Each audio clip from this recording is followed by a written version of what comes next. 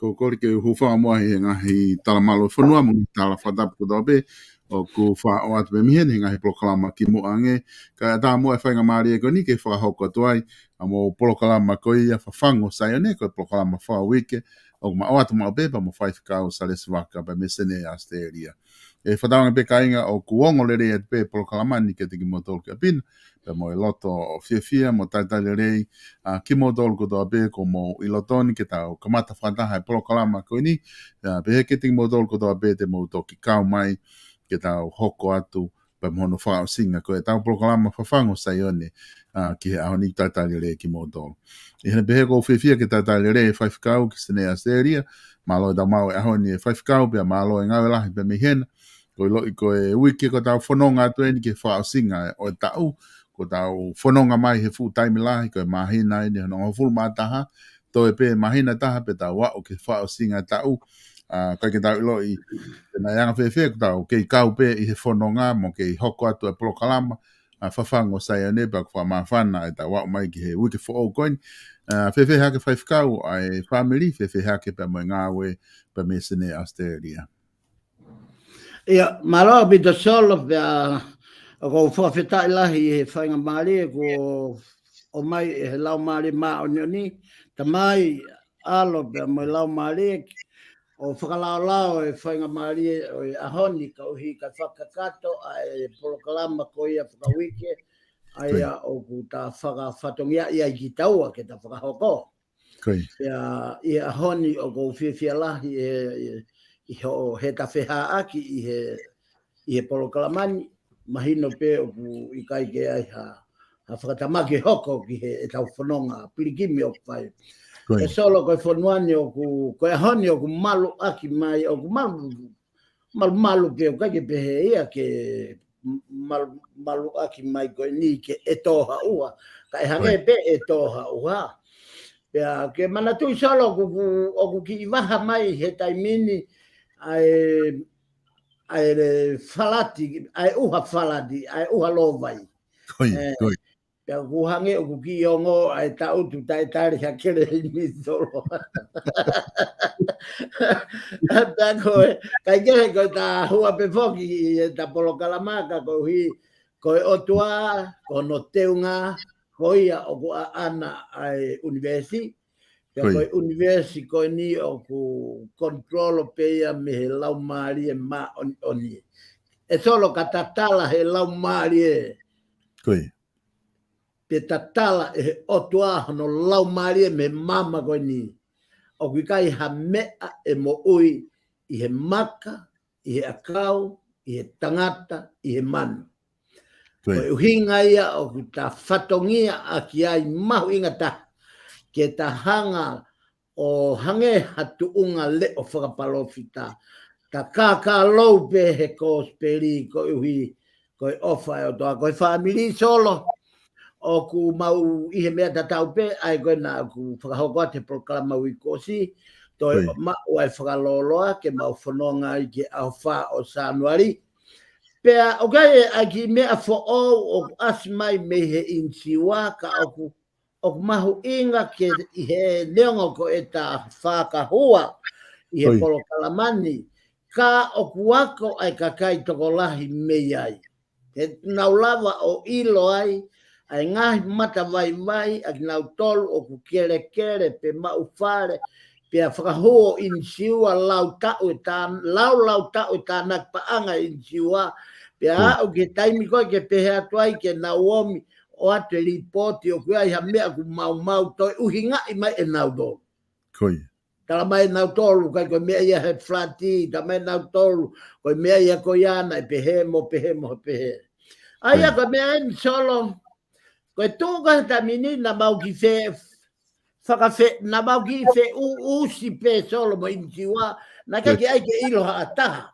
Koe ki usi whakalongolongo pehe, koe uhihe koe kana aku falala ke uivi e otua. Koe uhinga ia na kai ke holo mui ai, kai ke toka ngau ke foloa. Koe kai ke toka ngau koe ha e nau tutu ni mai, foi mea ko toka mo whakaongo ki ai, o whakaotua nai en, Pako mea na mui i e au. Koe tūka te mini o koe ai mea maari e ia solo hoko, whamore peko hike tata imi koe. Ka o mahuinga ke ta lave i he ta polokalama. Hanga tau tolu o tala mai koe panga pe e tolu mano o ke nau wipea a ke whare.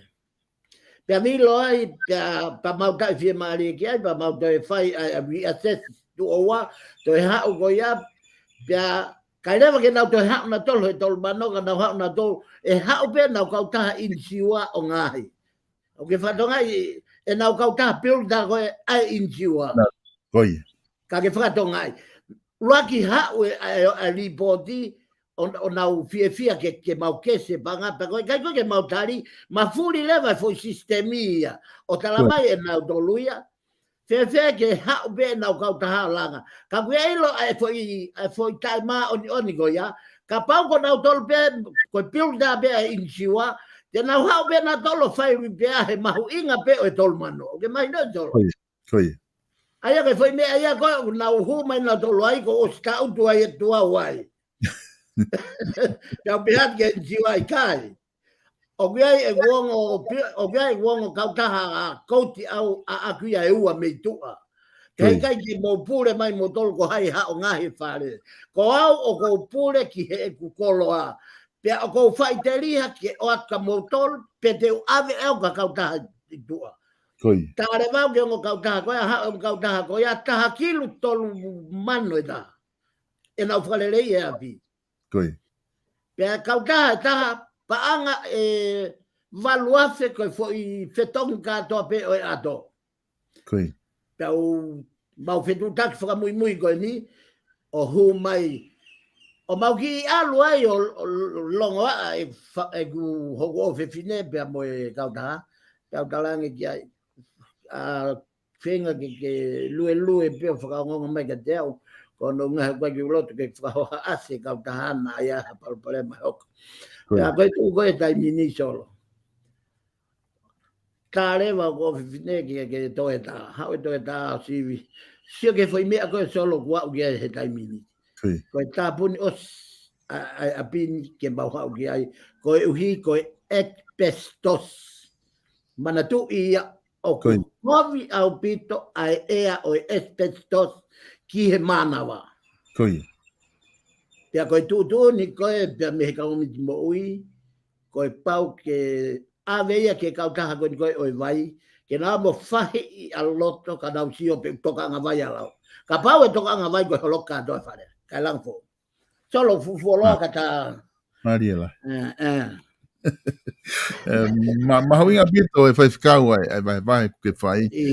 U he koe ke makatunga ia ko te tala noa pe ke mea koko ka au ku iai mo ka kai tonga I he mo pitu u pau pe na to ua o wesia mo ki nau tol pau maha pe ko hani I he koe ki nau ilo pe koe whea mea ke whakahoko ko hai mea te tonu ke whai ka kotu I he whamatala ko ku ke whai o malawa ke ako ai pe mo tau ka inga pe ka kai kuna whanong he polokalama pau kuna wesia he palapare me tatau tena o malawa pe o kore at koe ha ai tu whatokoni te ke lawa o whai ke te kinau tolu ke whakahino ki nau tolu ke whitu te tonu ke nau alu ki ai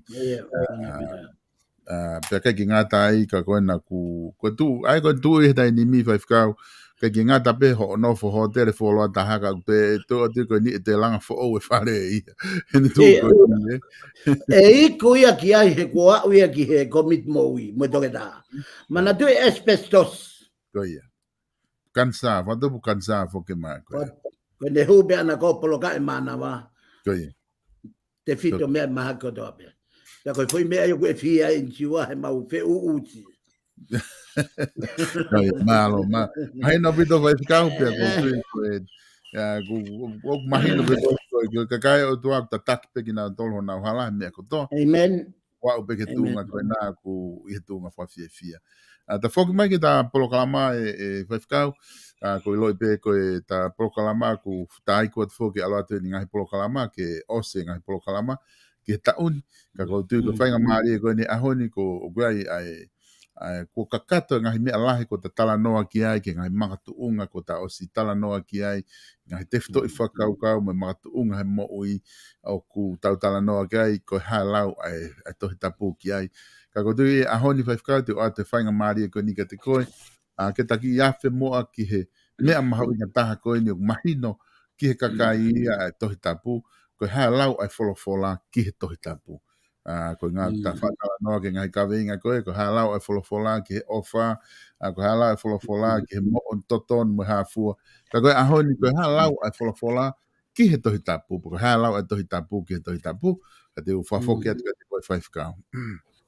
Ia, maloa bito solo, pia ko whafta I foki ko hi ke ta whainga maria, ka ata ai pang ta whakatulou ki he ngahi kapa ko toa peo e no fo, ko hi kai ata mua ke hanga e lau maari ma oni o analyze mai a ene folofola pe ke ta wako koto ai pe ko ilo pe mo poto o tua o kai ke ta tau ia pe mo tau mahino mo tau ilo ma kupusi e tau ilo whakangata ngata ai o tua o tau hiki ai pe I kai ngata I solo ko hui ko kaweinga ko ta foto I he ahoni. Ko ha ai lau ai tohi tapu ki e fo irea ko ia ko tohi tapu. Pe ko tohi tapu katoa. Ko hinga ia o tohi ia fo irea ko tohi tapu katoa. Pe ko he holy pipe. Sal koe malae ko ni koe malae o ku fulahi faufaua o ku ilo beia he kaua ko tō ke tā kaua ko ke ngahi tōnga o malae o ilo whateolosia o ku ikai ke pōri a te kinau tolu ai malae ko e ni ka ko fie tala no au he ahoni I he lea si sui a matiu vai hango fulu o kune pehe ai mo wo ave tae totongi he na mo mau tae totongi ikai koe a solo Kua hoko toi tapu he ahoni koe foi mala e whakapisinisi ia. O totongi ia ka te alo ako tohi tapu. Ka o kou whalala ki he lea ai wholwhola, mo wo ave tae totongi he na mo mau tae totongi. Sai, ta whatu o ai whiwi, koe haa tohi tapu. Koe haa tohi tapu. Aene o ku tala noa I lahi taha e media. Pia malanga ilahi taha e ngai whare lotu. Pia kai ngā tai ka kua o ke ngai community, pia mo ngai whakataha anga, whakapure anga, whakasiasi, pia whakawhamiri. A e nau whaka apa ki e fo ilea koe ni koe wholofola. Okay. E solo koe tohi tapu, o toi ui beia koe wholofola ai otua. O tatau be tau be tohi tapu, pia mo e wholofola ai otua.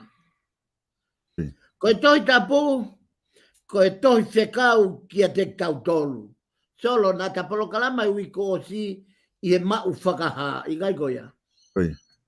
Ko e tau mau ha whekau, na e o mai pia me he otua. Ko e uhinga e mau whakaha mo i visone. A honi, ko ta hopo hake, ki he toko taha koe o kua ana e whekau.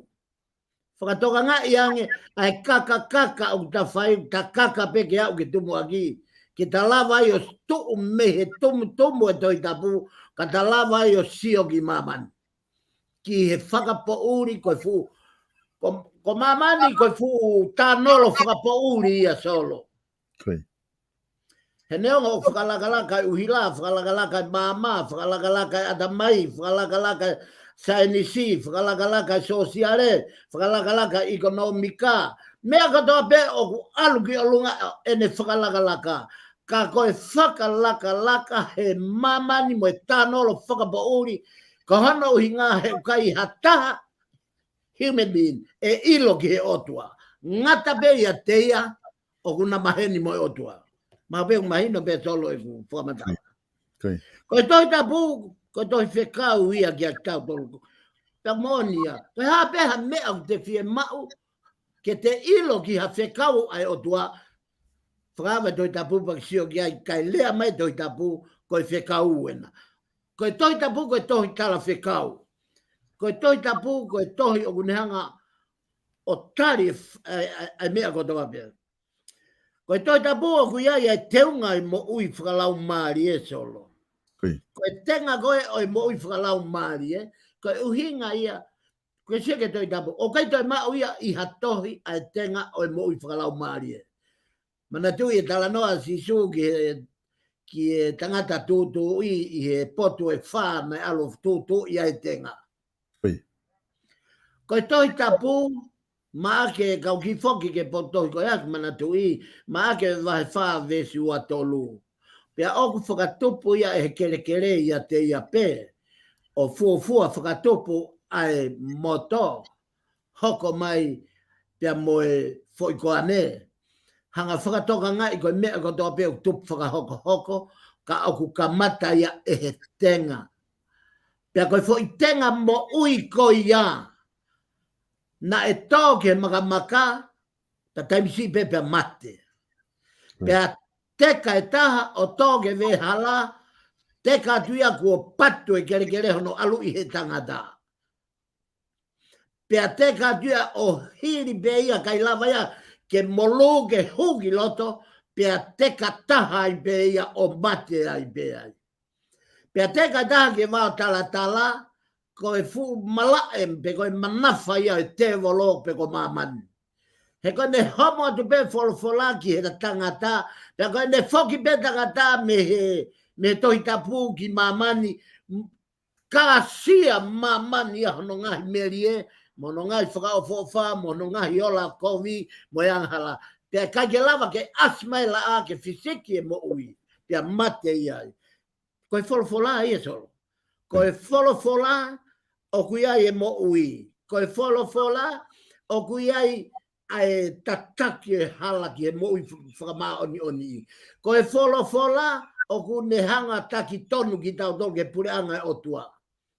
Koe folfola, o ne whakamā oni e tau mo ui. Whakatoa ngā i ange, paro vepi, a uati mo te vahe tolu veso fulmauno. Ko e potu folofola ko tō pē, kua os whakamana vai, ko e manawa, ko e mo ui, i e whanua. Pake whakatoka ngā i ange, ko e mo ui i ha whanua, koe whanua, koe mo uianga. Koe taipe ia o hono whatope tangata me e uho, mo e manawa e tau whae. Pea o kuia koe whanua. Pea koe taimi koe o whanau i mai ai ha pepe, pea o ku pau ke o ku pere ngesi, koe whanua koe ne manawa. Ai taimi tonu ke whai ai whakamawai. Ka taimi hala whakamawai, pea o ku more ai mo ui ai pepe. Pea ku tae aonga rewa ai whanua koia. Oi whae. Whakatoka ngā ian koe tohi tapu ia. Koe pot whola ko toa pegu ne os whakamana vai. O koe kuonga koe ni solo ku o senturi e lotu, whiaunga mo e tau e te au whaafitu i tonga. Koe whihui me Polokalama. Koe hā koa o te ki ai ke mahino ai ki e whanua lotu, whanua karistiane, whanua o ku whanua e kautaki lotu, mo e kau poto tōke tāhe te olosia, koe hā mea o te ki ai ke nau malangai ai tohi tapu koe tohi o e moui. O manawa mai e tohi, pa kune whakama oni e tau moui, pa kune hanga o valoki e tau anghala, pe kai ngatai. Katoa ngahi mea koia. Koe mahu inga ia o e tohi tapu. Ka pau, o takamata pe ki tau aia i whehui mahu inga ki e tohi tapu. Pa ka pau te ta whoki ki mui, koe hae o hinga mo i kamatanga e tohi tapu. E mau pe ia pe me kau tama ako teolosia.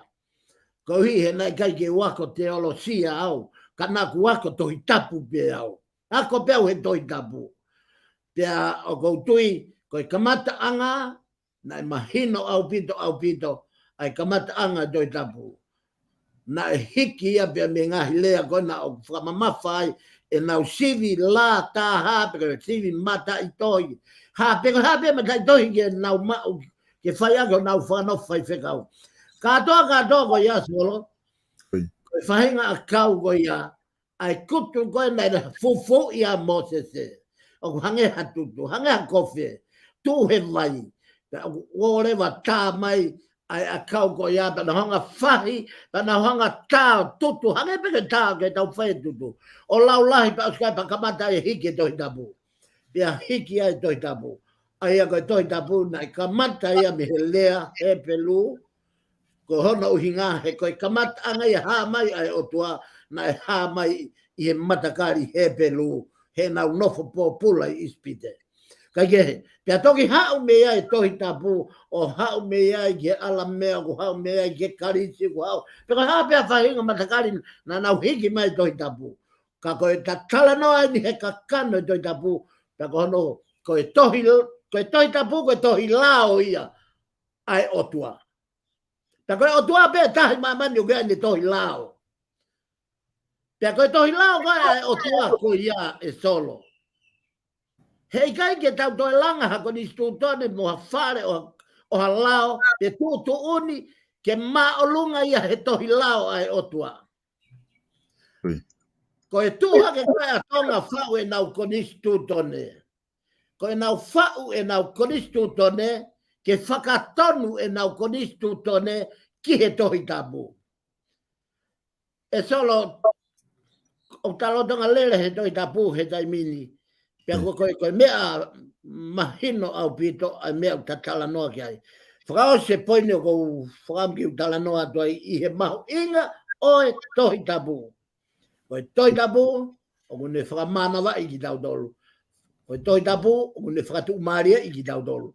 Koe tohi tapu, o kune whakamoui i ki tau tolu. Koe tohi tapu, o kune o mai e amanaki lerei ki e tau whanonga o kuwhai i he o seni whakapouri koe ni o taimi.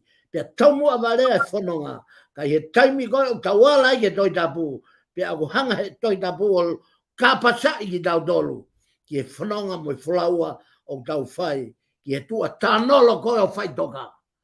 Ai ako whanonga tu whai toka, he pot whakapouri taha. Pea ta i ai whafangu o e ui, ki he mo ui taingata. O onga mai e reo koe ni, ko poto en. talo e komi a poto malai sainisi, malai teologia, malai filosofa toke tau. Ha fua malai oi mama koe ni. Pea nau komi pe kai mako. Nau toki huat na toi fai toka, pe aonga mai le o. Tako poto e nu fu i fai toka. Ai o koe hano hinga, he koe leo koe na e onga mai me o tua. I hem aho e mate. Koe apasia ki he o tua, koe e ai poto. Pea koe afe me he kovi, koe te mamaya. Koe mahalo koe ki konga si beni, o e ta fomatala ki toi tapu, ka koe hiko e ta taimi solo ka fofokia. Mahina pito, fai whikau pia kou tui koe pe whamatala mahu i ngai ni ko ki hanga o mai. Whikau aki pia moe tohi tapu, ka mataanga tohi tapu, pia pehe foki ki he ngahi, mea mahu inga ko hanga he tohi tapu o mai, kia te tau tolu whahinga tangata. Fai whikau koe tohi tapu, koe tohi lao he tau wha wakai e tuko ia ke ngahi tala noa i he whakawa, motua, o ku nau tala noa ke ono hiki ngahi tohi i he maka hangai koe ku ke tala noa ke ai nei ka mata e me ono hiki i he hae whainga kau ko ia pe tau toki o mai rewa koe ku whehui ia tu koe haku o ku makehe ai pe ai tohi tapu ia me he whahinga tohi ko tohi he mo ui koe ni lahi whake ngahi tohi he university tuk he lai peri koe haku o ku makehe ai pe ai tapu ia me molu malu ko ia o tohi tapu iha tohi whahinga tohi lao o ku tau mamata he mo ui koe ni. Te tari no no at pe os pe do pau do ki whamatala i atu. Koi. Koe tari no no ki koe hui koe kauai ai otua. Koi. Koe hui ngā bia tolo. Koi. Ka iai ha mea o ku kauai ai otua, pe koe mea ia ku makehe. Ka hange koe ni tolo. Ka pau te business, Koi. pe kai kauai a sisu. Te ke ongo i pe koe o ku wha o hi fope ai paanga ia ka gongo i pe koe o hange le me ia vai kato hoto kote. Fa o hi fope ia puria, fa o hi fope ia puria, fa o hi pe puria. Koe ne kau pe o tua he business i. Pake tai mia kogo hake hakite kita he business i. Tup! He koe o tua o kupure ke customer, koe o tua o kupure ke shopkeeper, koe o tua o kupure ke koloa, koe o tua o kupure ke e apu. Pea kune pure e tau manawa. Koe uhinga ia o kumahu inga ai kau ai o tua i he mea kotoa pe o tau whai. Pea i ka ingata i e solo koe makehe anga ia o e mea koe ai tohi tapu. Koe makehe anga i tohi tapu solo. Whakatoka ngā i ange hono tāta anake ngā historia.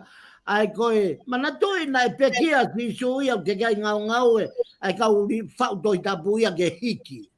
Koe.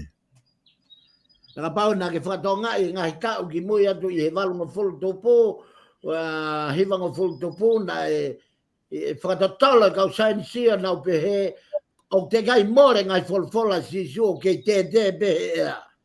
Koe. Pea malava pe, aini utawa uke he ahoni he teknologia. Aini utawa uke, ulava pe ia ke hiki ai lea pea mau, pea i kai lava ia ke more. O tatau pepe koe hano fuoloa. Sai, ka koe kai koe poinia. Koe poinia ta aho fehu i, koe he mea kumakehe a toi tapu. E solo, ka kaua si suha mea pea kumakehe.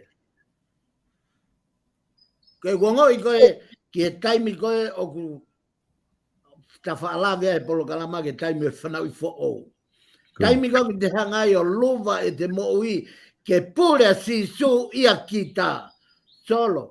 O kai ke te aha, o whakawhia whiange aho ia koe ahe aho koe e te mari. Koe.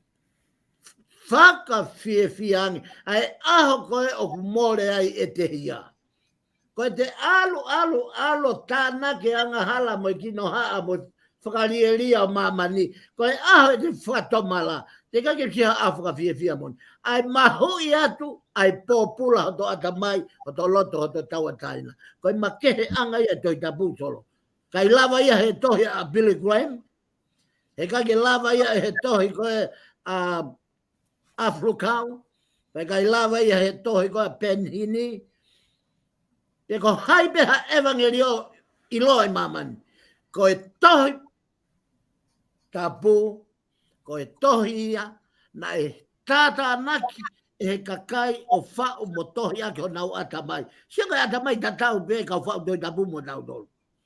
Ko e tata anaki pe he kakai o nau hanga, ta koe osi koe e nau tata anaki o whakatu to e mau e tohi tapu, koe toki mea koe na nau hanga o whakatapui, lotui, pe toki manava mai, pe hoko lewa toi tapu o manava, koe whai manava koe ia, koe ia inu kune kei tataki ki tau tolu me tau tangata ko toa pe, pe hei kai pe toi ose, mama koe ni pe ose ki tau tolu, hoko mai tau tangata, hoko mai tau tangata, hoko mai tau tangata, e kei manava pe, ai foi whakamanava e toi tapu, pe koe mahu inga ia toi tapu so. Malo pito whaifkau, pia ku whamalo atu he tari mahino ko e kuke o mai. Ko dio ku tau wahe ko toa bea mo tau kainga whanongo i he whamatala ko e ni kuke whai. E whaifkau ko e o ku ai ni ihi pia ko tui na kai ki na whanongo he tala noa ko ai ni ihi i he kainga tonga ki mua. Na nau whenga na dolu ke nau pore i e tohi tapu koe ki hatohia ku mawahe no mahu inga ai pehe ni hia na ni na wanga tolo hai to tapu pe finga ke na mama tapaka a ki pe ka ngahi me pehe hoko ko tau whakau to tolo ki ai o ku tai mala vai ke hoko ia ki tau tolo ka kai tonga he tau tupu hake ma tau lotu whakaristiani pe koe pe ni na tala mai na tolo ia ku to ton ke to ko ngai ko ka tu ko ko o fie mau ngahi me ko ia i to tapu ko time ko ni fa mana va e o tua e folofola fa fica ko ke tala noa ki ai ko to tapu ka to o ku ha me ai pe fie mau ia ke to pe tana ki ke pe ko tau fai aki pe foi tu unga ku ai e folofola Malo bit solo pe ko se mau inga o bit o ku ke o mai pe ko se hui o gloloto solo. E te hui o ku ke hanga o mai. He ko ho se hui te ta alu he no au ki he tu unga koe a kuia a toi tapu o e kau papalangi. Kui. O ku mei liliu whakatou tangata pe na. O ku liliu e na tolo toi tapu mako liliu a toi tapu whakabitania ko osia au ia ki he ni mango fulu pe ko me au pe o te au. A liliu e toi tapu whakapalangi. Kai ke toi ha toi tapu no liliu. Ko toi tapu whakatonga ko foi toi tapu o kua ko tau manu ia nga ko foi liu pe e ua o kui he toi tapu. Pena i whenga ai kau monike ko na ki he otonga ke nau whakakato. Ai liliu ki he liliu fo o mai ki he kalama to tonu ho tau tau tangata. Ai a ko liliu ko ia na manatui ko liliu ko ni ko a Dr. West. Pea ko ia e o me i kauhi e ngā siasi kotoa pe whakaristiane. Pea liliu hono wa e nei whai e Dr. Molden ai koe na me ai pea mo e kukui hono e kukui. A te ta whinau. Pa koe ngā koloa ia e solo o kui kai koe mao e ak me a piako pea kai koe ka koe ku hanga ia ha foi mata vai whakawhamiri. Hangeia o ku ofo a kakaia tu unga whakaako na te au ki ai. Na ki pe na te au kua o korisi pe kai. Koe mea kou mahino mai a ka nau tolu. Koe koloa pe ia na e keri pe ia he whakakui. Pea na e uri he tau ene te au whawhin. O senturi lo tu solo. Pe koe uri koe hui koe taimi, pe koe uri koe hui koe ngau e tuku whaholo, pe koe uri koe hui koe ngau e pe ai loto whamiri. Pe koe whia ta whakina makatua ngai e uri ai vai. Pe a kui lewa he o tua hataha ke hanga o toi whakamaa ai matawai ko ia. Ai matawai pe na e ula ki maa pe ki mua, pe a toki uri i pe he tau tangata. Kai ke koe hinga e ko lawe ki ai ko hane ko pe hui koe e solo koni koe na o mai ki he ko he haka solo mena ke uhingi ai i he whihui. Na uhinga bera he whihui o ku whenga ni i ke whakasi isi ba ni i whenga ke whakalahi pe o totonu nai ngai mea ko ia ke tau pehe pe ko tau whai aki pe ai tohi tapu katoa koe ni ko tau osi ai pa tau ngau aki pe tohi tapu ko ia koe. Sai malo pita solo ko hika he ko foi fe hui o ko mana tu ia na ia ko meni mai ai toda. Koi. Pena kai ki utare au ai ko meni ke manga tu ngai o ku mafe ke mo toda ko ia. Ko tu ku be ia ka po ka ke tu ia ki ai pe o ata be hono hala. Koi. Fatonga me ko ni solo ngau e ka foi fikau ko time be ko ala to fe paki be fratu ita mai ha to ta ta na tala tu gi e solo ke ta hai e fra ilonga o ka kai ta e lotu mo on Koi. ko ta tala tu ki e to ta ko ia i he le fra fe paki mai ko no inga ko pe he ko ia ivi o e te lotu ai va kai ko malo me ivi age inu pia e ka pia wa ki he te lotu o ku tapu ha ia to tapu solo he koe o tua pe taha o whai whakamau. Kau mare ia he ngai tala tuki ko aluha ke teke mate ko ha tala tu. Ani ko tala tu na e o ka kia taha tala tuki lahi taha ka ko au. Kono inga he na kai ke tuia ke tu unga ko e pau kai ko ta noa ko inga ke whepaki pia mo ke konistu tone. He utalo tonga POLOKALAMA he konistu tone. Ka kuia e leo e o tua ia, koe mea nau tui ia o kuia e leo ia o tua o kulea mai ki hoku loto mo kontenisi. Ka ka aluatu pe ia o kehe mo e toi tapu, pe au mahu inga lewa ke te mui i he angi ho to kontenisi. He koe o tua ia kulea hanga tonu mai ia. Koe toi tapu ia ku alua ke he poto mo e ata mai kau tangata na nau hiki e toi tapu, pa toki fou mai. Neongo koe toi tapu oku, pere ngesi pe whakamo ui pe oku whakakoloa pe oku mau e amanaki lelei ai ka ke whakatoka ngai koe kuonga ne lau maari ma oni ana ere age sisu oku sayange ke walu he ka pahe ka te walu he kai hau hoku whetongi oku sayange ke walu au kai o mai hoku whetongi ke hau hoku whetongi ko lau maari ke hau ia o nofo i ho loto ta koe uhinga ia, ko tawau mai ke kuonga, o mahu, o kai ke toi e ako ne kina e tō tā koe. Ka koe taim ko tō beo ke whai anga hala au rea ato o kontientisi. Ika koe ato. Koi. Ko vai be au, o so manatu at pia ho lau maari e. Ka he ukai ko me ia ke tau ta e tāri ai. Ai whatongia o e whiohi i he malanga, ai siasi, moe hāfua. E solo. Koe toi tabu, koe mahu inga e toi tabu. O mahu inga ta tau e toi tabu, pia moe rea e lau maari e maonioni. He ko si su e he toi tabu, kono whetongi e ko lau maari e maonioni. Ta koe taimi koe o ke mau e foi mahino ko ia. Pe o ku whakatoi tapu o rea, pe ke rea mai he toi tabu, pe ku ke rea mai ko he lau maari e. Ai koe foi mea ia ku he holo e kauku. Ai ni ke whakatonga u whai e whetaaki. Whetaaki nau tolu, he nau mui he foi koma mo foi piriote ko toa pēa toi tapu. Kai ka nauria ke nau tolo hivi mo mālohi e lau maari e. Ko hivi mo mālohi e lau maari e. Ko ia pe koe ku fuaki ho tongu tu i he lau, i he visione, ko ia pe ku hiki e toi tapu. Ko foi pēa mo e nae ko toa pēa fuaki ho tongu tu, ko ia ko toa pēa ku he toi tapu. Hei kai peke na ke na ua. Ko hano hinga, hei kui kai ke whakamana vai toi tapu ia e hatangata i mamani. Ko e otua, ka ko hano natula ko ofa, mo alo ofa, mo i whakamore, mo i kātaki. Ko e mea pe e kehe ai. O ka pau o ke malangai, mo ofa. Ane hanga ia taaki mo kape i toko taha koe. Au ia whai pikau pe e jol. Ko mea ia kou kai ke hoko ai. Ko e te kape i kakai pa te toki malanga mai ko peri. Ka kuei ha maka folo. Ta ka kuei ha tau whanonga i e hala kāre vare. Ko e hala ku unga ko ia, ko e tūkai oi. Ko e mamahi e mamahi. Ta kua pau ko e hala e vai hala ia o e toi tapu. Ta ko e mea ko toa peu te rea aki. O whakatoi tapu, o whakatoi tapu pe ia. Pe huase toi tapu pe kai. Ka koe lau maari ia, o e boi maa onioni. Os, mea ia whia mai sisu.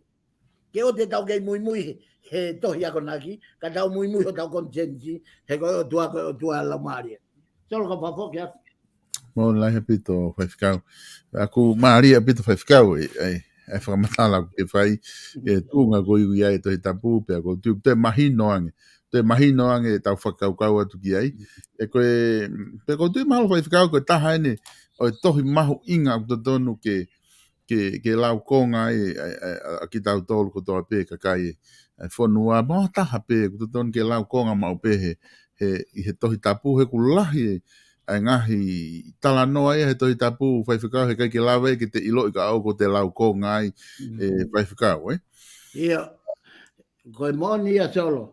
Koe hie koe tohi tapu, te ke whatonga i solo, mana koa ange tai mini telefoni, Koia. Mana tui, o kia whakalakalaka tohi tapu, ai tohi tapu he uhiki, mau pehe tohi telefoni, Koia.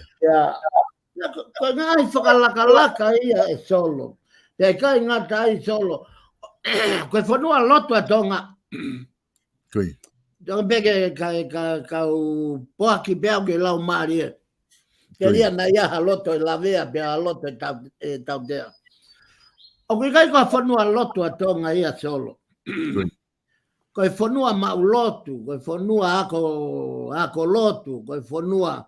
O nau whai e tō onga lotu ko toa pe solo. Koe tohi tapu koe ulunganga. Koia. Koe ele taimi ko kai ke lau ai tohi tapu ka ku ke mau e ofa, ke mau e whakamore, koe ne kakato e tohi tapu ia koe. Whakatoka ngā iange. Nau uku nau tolu he lau e tohi tapu, pia osean koe ata nau lau e tohi tapu o mai atuku ia he kai hu nau toke telefoni o kape holo ke kakai. Tala noa tu hifo ta noa ta e ofa. Ko mea pere ngese lo tuso. Kua pau ke tatau hotongu tu moto tuhu. Ua, kua pau ke tatau e lau e folfola moto ulnganga.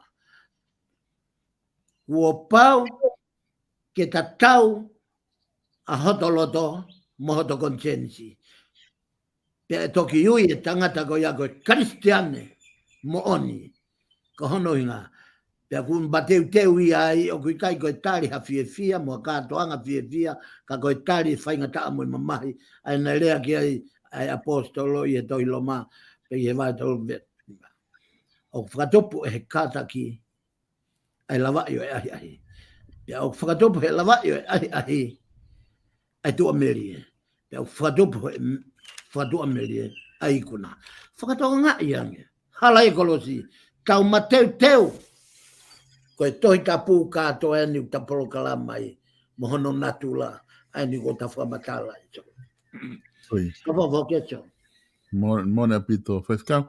O ku ia e toko ni mai e tahani kune o mai ai whakaukau ko ni ke toko ni pe ki he whatala noa koe ku ke whai ai na ku asi he screen. Ne pehe mon lahe pito whaifikau ne uhinga si su ia ki he tutu e fu ki he kakai pe o ku whatanga i e wholofola mo ne kau apostolo. Ka kai ko tala toki e kau politiki whakapureanga. Politiki whakapureanga matiu wahango fulu vestafa. Pe ko ia e i kai mao ki moutolu, pe whanongo ki ho moure o ka moka alu me he whare, pe ko e kolo ko ia moututui i a e fu mi ho mouwae. Ia, mone au pito ai konga kona ki olunga ai whehui, pia i mauinga koe e solo, mana tui koe folfola, o kune toi whakamatala me pehe folfola, ko hi koe ki konga ia ki confuse he whehui, ko hi koe lave koe ke ta whakapolitikare, ko ke whakatonga i solo, ko hele tā whakatau mata, kune mai o ia, o kua wat ka koe pia o me kau, pia kune hanga mai o ia i ho tauloto. Koe. Pe koe tangata koe ai otua, pe koe apostolo ai otua, pe koe whaifkau ai otua, pe koe profita ai otua, kua pau ke maasila hele pelu koe alo whaiaki ho tau. Ja? Koe. Ta whaakia ta ha. Kua pau ke mau e na tola e toi tapo, i ho moui, teftoi moui au mo family, ke ako ne ki naki ho family, ke nau ilo ai moui tolonga, moui fia, moui amanaklerei, osi anofoko e ni, te mou toi whakataha be, ki he whitu e taha o fia ai ke taingata. I he taimi ta tau pe, o mai e o toa e whiri, ke tau whi a aoa moia, pia koe whiri ko ia, o ku i mamani ia.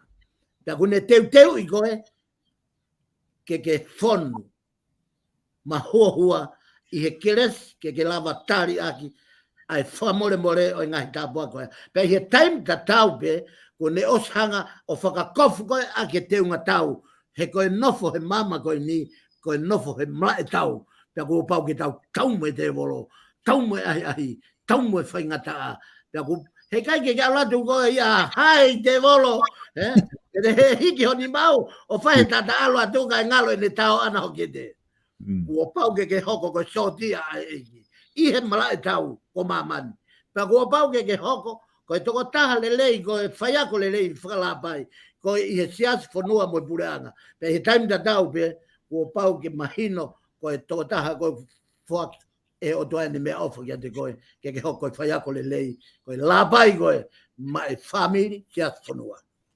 Koe whikau mahalo koe, taimina ke tala noai, ki he kau whikau, pa mo folofolana e whehu ia e whehu i koe ni e he tō taha koe ni. Ne pe he whewhea ka pau ki kai ke nau mau ai lau maari. E koe ki whehu nau nope. Aku maone au pita ai whehu i koe nā pe kai ko hatau hanga ta tolo tuku hifo aki nau tolo ka mau e lau maari. Ka kohono mo ni, koe tae ilo, koe puri hala ki e mau e mo ni. Pea o pe tau no fo, kai go tau tu ai kalasi kai fai ako hatoko ta. Pa ko mai go fo ifika, ko tam go ta na ki ai. Alu atu e la venga tonga, ko alu atu na kolo, o ko alu atu fo moto, ko alu atu i vavau. Mo ni ke ko hono uhinga. He ko kakai, ko kalas, ko to ta ke.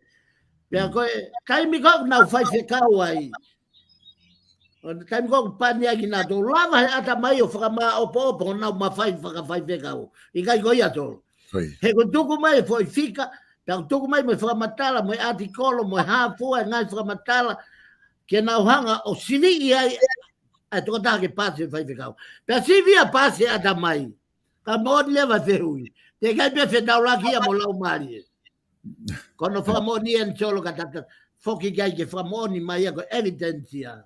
Ko sione Wesley, ani nani fotu o siasi Wesley ana, mo meto tisi, mo nga siasi kone. Nane urak whanofo ia, i siasi inlani. Whanofo ia koe whai whekau. Nai alu takaya ngau whai whekau, te kai whetau lakia mo lau maari maa onioni. Talaloto a sione Wesley, talunga mo po wafa o me, o taha fit tolva. E fiaf hafe honga fulu o lola tonga i e fu whakataha lotu, whakataanga lotu. E neongo i oku maluaki mai ea vela hange hafi. O hau peia o ngai au vela hono sinopa koe ne. Koe taimia na e toki whaiano paptaiso lau maari ma onioni. Maone a pito whehu ia koe na. Koe tokolahi taha i kau taki lotu, koe tokolahi taha i kau karistiane, o nau tala e nau dolgo nau os whanau i whao, ai be nau tau he aki atua. Tau lau tatou tau whanau i whao kai tā kua te kia ki tau whanau i whetau lak tatou mo tisu. Tako i hinga ia tala noa solo, ko i o moni au pita whehu i koe nā solo kau whawhokia. Mōne pit whaikau ko e te watpeki fo i whehu i whaosi pe ki tā whaosi ki mua ke ato taimi ke whama o poi e ta polokalama ko e whakaukau e ne ku maka tokoni pe ko whehu ko e ne tala mai pe ko e solo sio ke tohi te talo no me asia e tari ki ho whehu i wahe taha wā vesi tolu wā i longa mea ko tutu uni atu te mo tokanga ke whai tapu ho whakalahi ki ai pe tapu ho whasisi ki ai. Moni ia solo. I he toi tabu. Ko ngane lau maari maanoni. Tako hinga ia o fe ko taimi ko fe paki ai sai ka ki si full stop ai he ko asi mai e fo hinga ko na o ma lohi mai le ha fo ka motua. Koi. E le pipi ke toi tabu. Sai pa o moni ia. Pea totonu ia. Pea koe ne tonu pea na ia. Ka ne hanga whatoka ngā i mea whai ai tānoa. Kai toi ke mea kona huma ia i mo i mea koku tau ka vei he tū. Tau ka vei tū whonua. Tau ka vei. Ka ke whakatoa ngā i hono ke he. Te ke i tau i whakafuka mo tua, ai o whakatoutou rea ai kau whai whikau e o peo ko whawhanongo ai. O ku aunga toi tapu, o ku aunga whakamotua, mohono ako naki, kau pehen solo. Ka whai ange whepaki, ai whakawa motua mo e whakawa whaou. Ko e kei ange ke masiwhe hui. Te ke pipiki he whakamotua pe te ke unu ke whakawhou. Sai, ka whepaki e whakawa whaou mo e ipseri. I he toi tua si suhe uraksiati. Te ke pipiki he kosperi, pe te ke pipiki ki he, pe te ke pipiki ki he ipseri. Kau hike toi tua si su. Whakatoka ngā iange. Ai fwoi whehu i e masi i. Fwoi tūtūni kou whai. I he tohi lao a teita lono me. Ko tohi lao ko se nese eksoto le vitiko no mipa teita lono me. Ta kui ki nau tolu ko tohi o pentati tiku. Ta ko ke whakatoka ngā iange. Ka whepaki ai tohi lao whakawhaka motua mo tohi lao ko mo se se. Tu ko tohi lao ko e ai ko na kamata mai me kai kau stick ki he tohi lao a mo se se. Ka whepaki a mo se se mo sere maia. Tu ko mo se se whai a sere maia. He ko nani te iha no wā. Pea ka whepaki a sere maia mo sisu. Tuko sere maia. Whai a sisu he ko ia nei. Hoko mai koe misa ia. Pea ka whepaki sisu kakano mo sisu lau marie. Ai koe kuangane lau marie. Tuko e kakano sisu. Whai e mea e lau marie. He ko ia ni kui loto ia koe. Pea tonu lewa ko konsenisi. Tonu ke toi tapu. Tonu ke whanongo. Tonu ke taha kotoa pea. Solo ko tare pewi. Mari. Ai kona ko si tari lei pe fehu i whaiwhikau. Oku pehe to da ko ni oku ma pe se tane malo hita tau mo e lau mari e maoni oni. Ayo, monia. Monia bito. He ko se tane en ko na se takai ai mo sisu he toa wha. Tui. Ko e o mai e malo hita tau o sisu. Ko e o mai e le volo o misa ia pe ko toko taha pani. Pe ko hinga ia ko te volo he honi o kune hanga I kunai ai kau kristian toko la o whakaafa e lot whakaristian e honi. Pe o whakaafa tangata tui he honi. Mo I kakai lotu he honi. Whakaafa au bito. Kau kai ko hame aia ko tau whatongia be ta tolu ke lea. Whatongia pe ke lea. Ka koe malo he te volo. Ka koe e taimi solo ko mea wha. E malo yang e te volo ia he otua. Aki eni. Na confusi ai kau whanongo. Sio ka siope. Hanga he otua o oange ai malo hiki he te volo. Sai. Sio ki a Mosese. Koe na whetakai koe I foi whakaauha koe e hiva he toi tapu. Koe na whetakai koe ia, na e oange heo toi e malohi o kia whelo. Ke malohi ange ne whakawhepaki, he koe malohi ange ne whakawhepaki, koe ne mahino ange ia e otua. Koe ne mahino ange hivi mo e malohi otua. O kai ke uhinga ke oange ke malohi ai te volo pe malohi ia kai vai e otua. O ku fau me he otua e malohi kotoa te. Pe he kai pe tatau ata ia mo otua. Ka kuia e taimi ku whakavai e otua. Ka ne hanga tua te whiri ke aluake. Ko hona uhinga kai lava ke hiki ia e tō taha vai ke ne ilo. Ko e otua ia te toki ala mai o whai ni whamoui. Mea tatau mo ia kau ispite. Ia kau he pelu ispite ia whelo.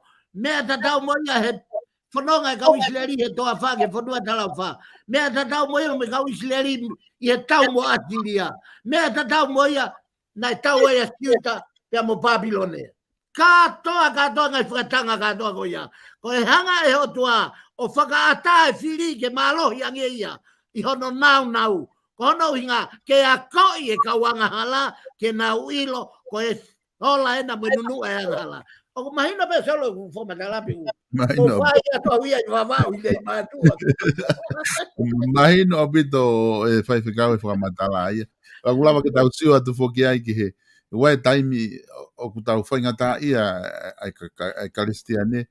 Ki hono tala pa kofi lau maari ko an. Tenga ki ko lau maari o tua pa lau maari o setane. E solo ko konga lahi tahi e tui. Ai boi e kaukaristiane. Peko mea ku te whakaori i ai. Lotonga e ne whaingata ia. O kai peke mahina ia ki ai. Koi. Ko o tua pena ku ia. Nata polokalama ibi. O ku ia te mo tolu be o tua. E o tua, koi. Mona. Pea ko o tua pe o ki. Si o o tua pe ni o ki a tawa. Pea o sango ia. Ko tama fewi ko na. O ku ia be o tua ai. Pea ku ia e taimi. Ko foi mea ai a kou whai confuse. O ku ia e taimi. O whakaata e o tua e whiri ke maalunga ngi ai.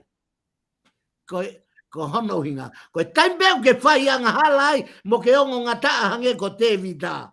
Pea tuke whea waki ka tuke whakasio he. Kia pati se paka e whaibe. Hanga rewa he o tua. O ange ai malohi e te volo. Ko hono hinga ke he ene mo ui. Ko uhi ka whekau e palofita ke alu. Ko hui e whenga teo kai ke o skui a te vita ia. O se ngā e te vita taki hono kakanoa ona. Te kui fofoke ki. Aki. Te kaisiaine kau ka te ara fo italo. To ki hifo ange ia. O ngā rewa e te vita. Neanga ka te vita. Na e nofo i he pule. Ao niu ki he kau sinifu. Koi. Ko hape hanolo topa ne pia whakau ke whare hau.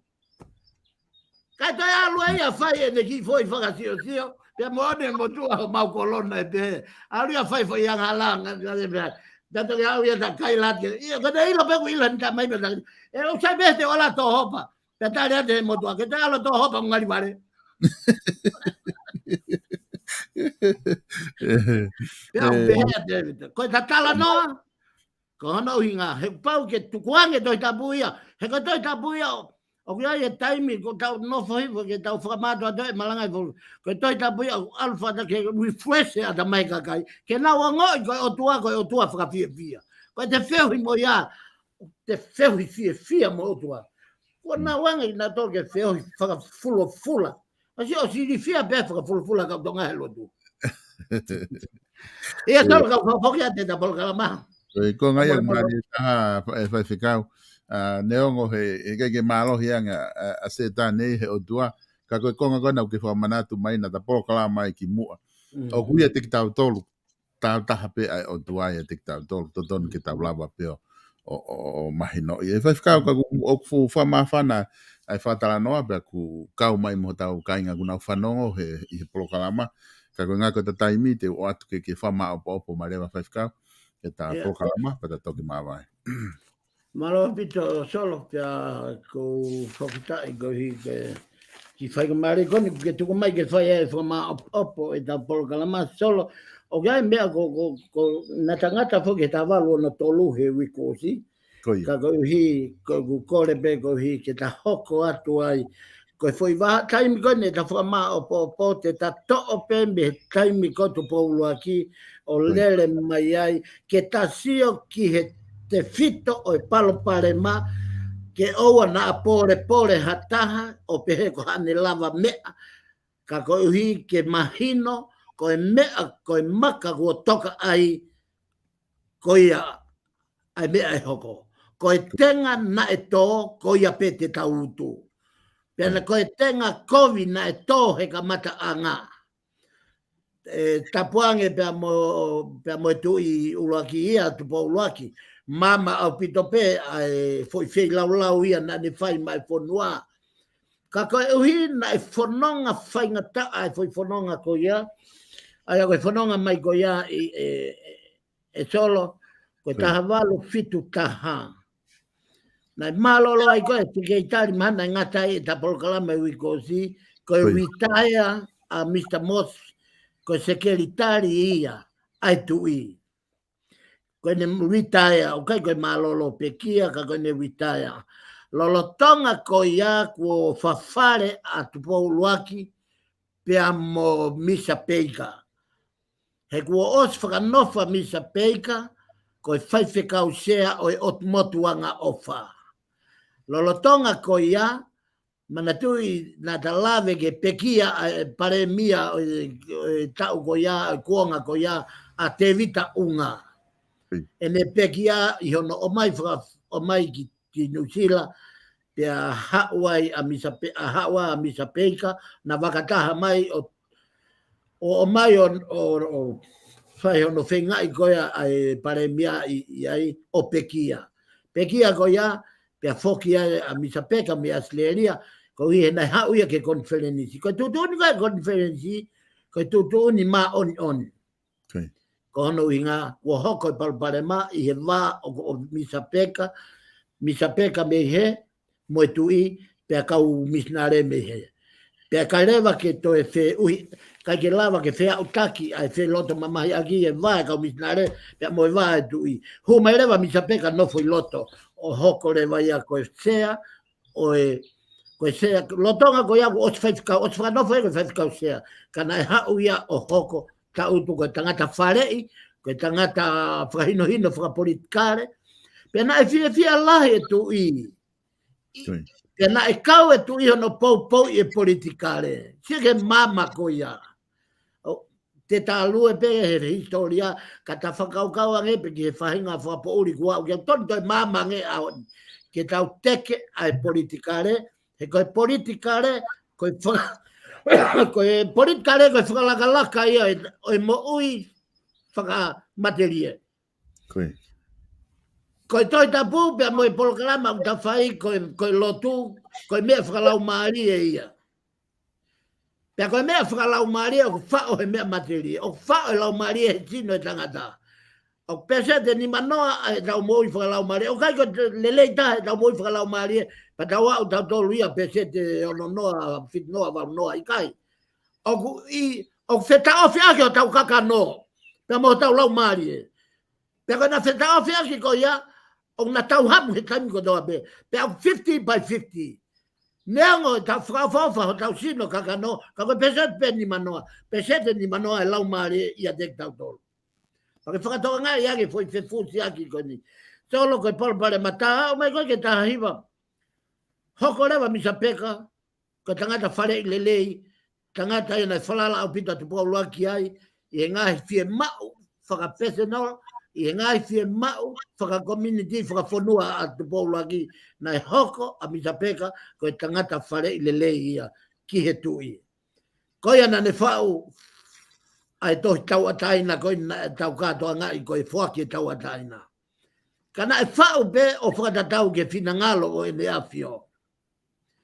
Pea moe kau tokoni e taimi koe ia koe kau toa ata pe i he ngai hako e ngai whamiri o ku whanongo tautou mahea he ahoni.